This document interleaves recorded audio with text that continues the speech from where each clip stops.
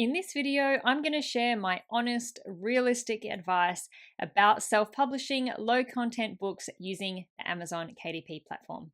Hi, I'm Caroline. Welcome to my channel. Every single week, I share videos all about self-publishing books so that you can build your own self-publishing business selling low and medium content books on Amazon. I started self-publishing books back in 2018 when Amazon Kindle Direct Publishing didn't even exist. The platform that we used back then, owned by Amazon, was called CreateSpace. And today I want to share 6 years of learning, failures, experimentations, and success with you in just 10 to 15 minutes. A lot of things about self-publishing and Amazon have changed over the years. Things are very different now from when I first started publishing books back in 2018, and things will continue to change and evolve.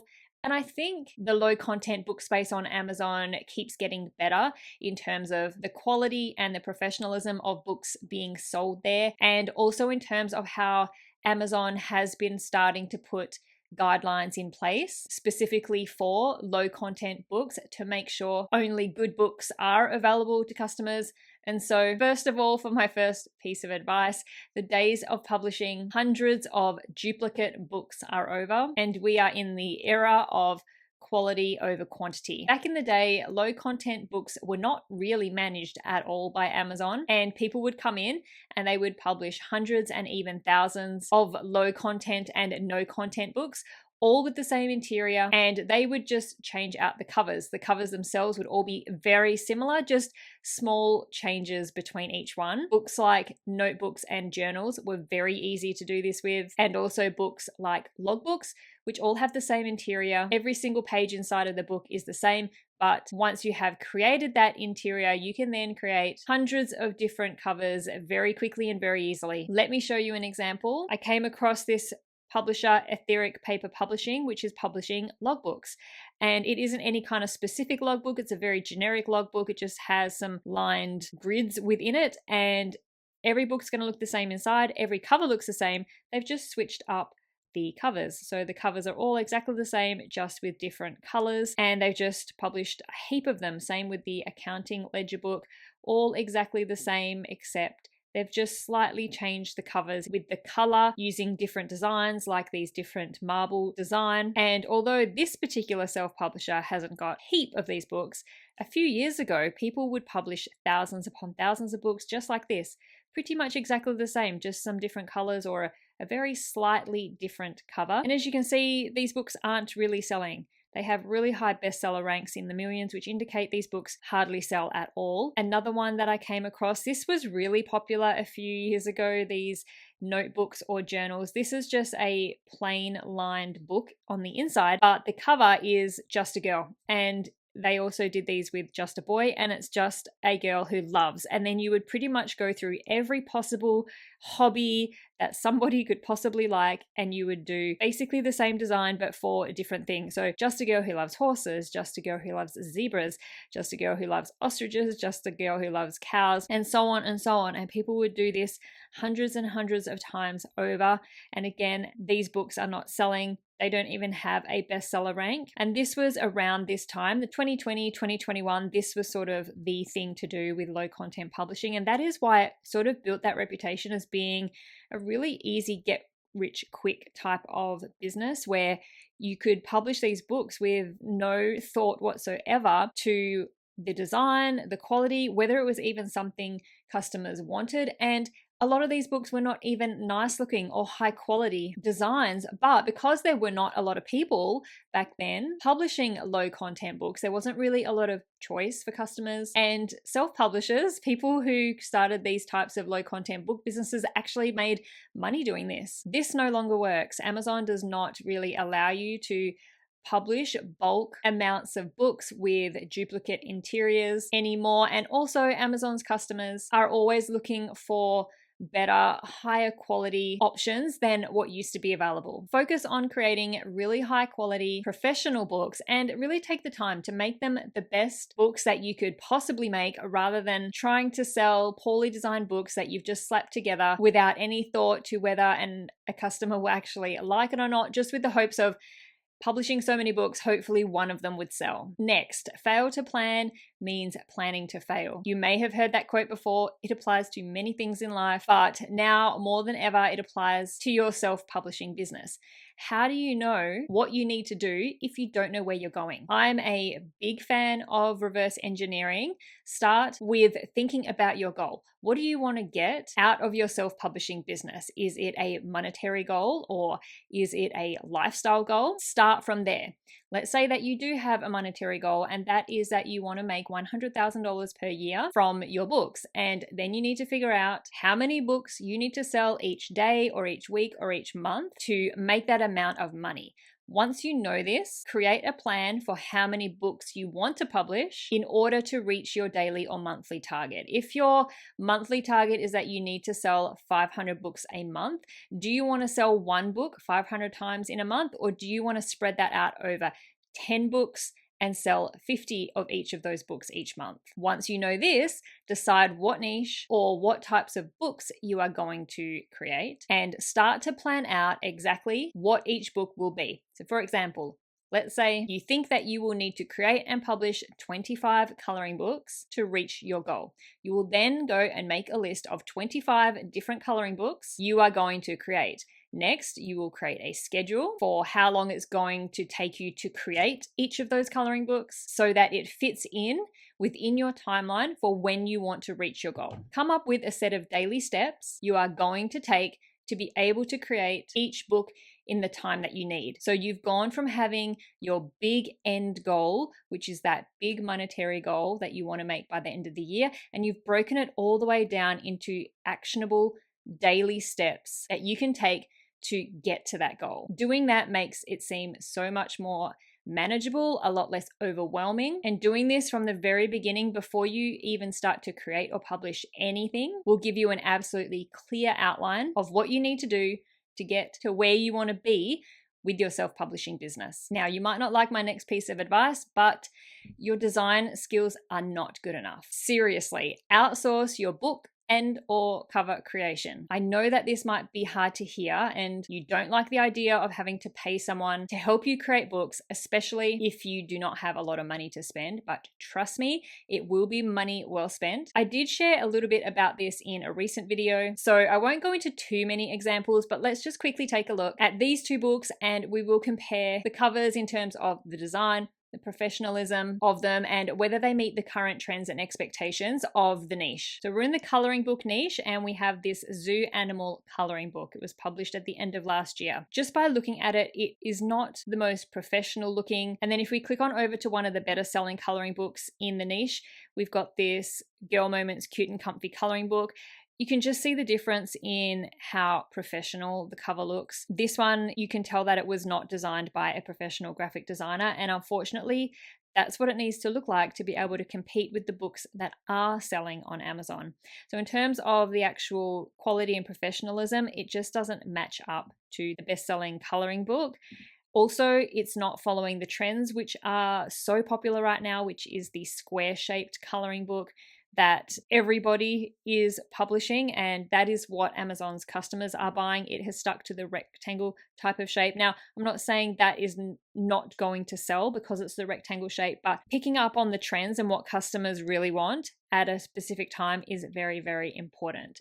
If you are taking this seriously and you want to create a successful business, and I don't know a single business or type of business where you don't need to invest something to get it up and running if you want to actually compete with your competitors. 99% of people do not have the design skills to be able to create a book or at least a cover of a book that competes with the best-selling books on Amazon. You have to remember who your competition is. If you don't remember, get on Amazon and go and browse through all the books in your niche and look at your competition. Look at your book and the competition's book through the eyes of the customer and get to know your competitors very, very well. You should really know all the books that are selling in your niche and all the new books that are being published and who is selling the most in your niche. Your books are going to be competing with them. Are they good enough? And really be honest with yourself. Be prepared to fail.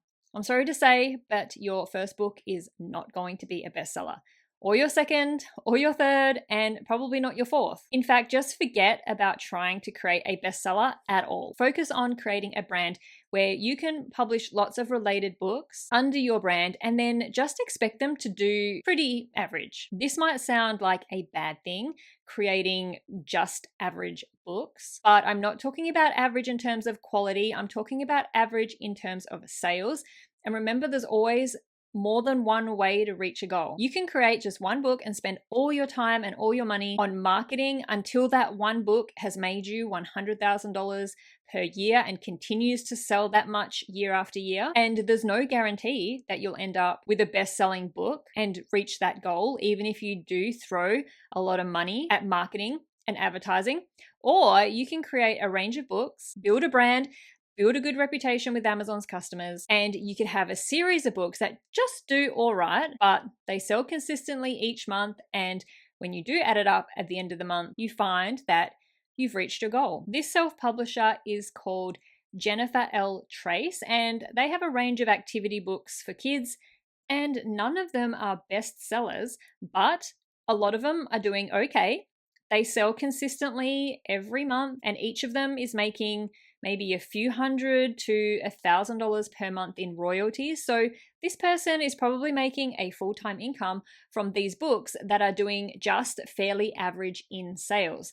Do you think it would be easier to make one book and have it make $100,000 each year, or creating 20 books that make maybe $500 per month? And if one of them does become a bestseller, well, then that is just a really nice bonus. Self-publishing on Amazon KDP is a long game, but a lot of people actually think it is a get-rich-quick kind of deal, and they get pretty disappointed very quickly. I mentioned earlier, one of those reasons is because in the past, it was quite easy to publish a lot of fairly low quality books and still make money. That is not the case anymore, but people sometimes think it still is. And that is when you'll then hear people start to say things like, self-publishing is a scam, no one's making money with this, when the reality is that they just didn't really understand the nature of the business and how this business works, and just had unrealistic expectations. Now, some people do see relatively quick success on Amazon selling books. And when I say quick success, I'm talking something with a time frame of maybe, say, a year or so, but that is the minority, and you should really expect that it would take a few solid years to build it up to be the equivalent of something like a full-time income. There is so much learning and experimenting that you need to do, no matter how many YouTube videos that you watch, no matter how many tutorials you watch. Nothing will replace the actual experience of designing, creating, and publishing your first book yourself. And even if you do follow someone's advice step by step down to the letter, you'll still end up with different results. I'm not saying to not follow anyone's advice or tutorials, but just use them as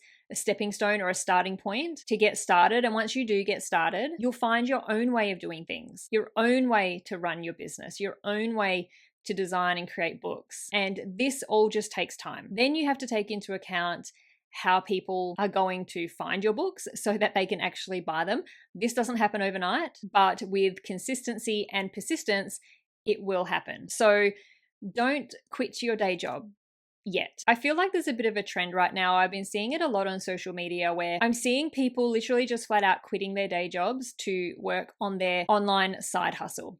If you have money set aside or resources or whatever you need to continue living your life, paying your bills, etc., without a job, then great. You're very lucky. You have the opportunity to put all your time into your business. But I think for most people, this isn't the case. And that's a lot of pressure to put on yourself to give up a weekly or a monthly, or at least just a regular income from a job. When I first started self-publishing books back in 2018, I had just had a baby and I was on maternity leave. I didn't have a day job as such, but I was looking after a baby during the day and then working on my publishing business at night. I also worked for a really great company who ended up letting me have a total of 3 years off work to be at home with my baby. So for 3 years while I was building my business, I had the security of a job to go back to if it got to the point where I had to do that. Thankfully, that didn't happen, and eventually they wouldn't let me have any more time off, and I did have to tell my employer that I wasn't returning. But when you have responsibilities like kids, bills, mortgages, and rent, whatever it might be, just make sure to be able to take care of all of that while you are building your business until you get it to the point where you can quit your job and run your business full time, or whatever it is that you want. Since that is the beauty of running your own online business, you can work whenever, however you want. But you will need to sacrifice until that happens. If you normally come home from work and then you sit on the couch and watch Netflix all night, you'll have to give that up and use your nights to work on your business. You might have to cut back spending money on things so that you can allocate some money to building your business, or to having books created, or buying tools and software that are going to help you make books or scale your business. And one thing that I do think that is really important that a lot of people forget to do, and that is remember to reward yourself. You're setting all these goals for yourself. Don't forget to celebrate them when you actually reach them, even the small ones, especially the small ones. Was there something that you sacrificed buying so that you could spend that money on your business instead? Let yourself get it when you make your first $1,000. Did you give yourself a goal of publishing a book by a certain deadline and you did it? Take yourself out for dinner. Celebrating the small and big wins and acknowledging when you meet goals is going to increase your motivation. If you don't stop to look at how far you've come, you won't realize how far you've come. And that can cause you to lose motivation because maybe you think you're not making progress, but if you look back, you'll probably find that you have. It's going to help avoid procrastination when you know that there's something exciting waiting for you, or a little treat waiting at the end. It's going to help you get there quicker. It's going to create positive habits, and the positive reinforcement that you're getting from rewarding yourself is creating new pathways in your brain that will help you continuously repeat that behavior, which is completing your tasks and your goals. So make sure to reward yourself with something that is meaningful to you and gets you excited. I hope that you have found something helpful in my honest, realistic advice so that you can build a successful self-publishing business. Selling books on Amazon is such an accessible, beginner-friendly business that anyone can do, and it's good to have as much insight as you can about what it's actually like so that you can get off on the right foot. If you did enjoy this video, YouTube thinks that you might like these ones too. So please go check them out to learn more about self-publishing your own low and medium content books using the Amazon KDP platform. Thank you so much for watching. I'll see you in the next video.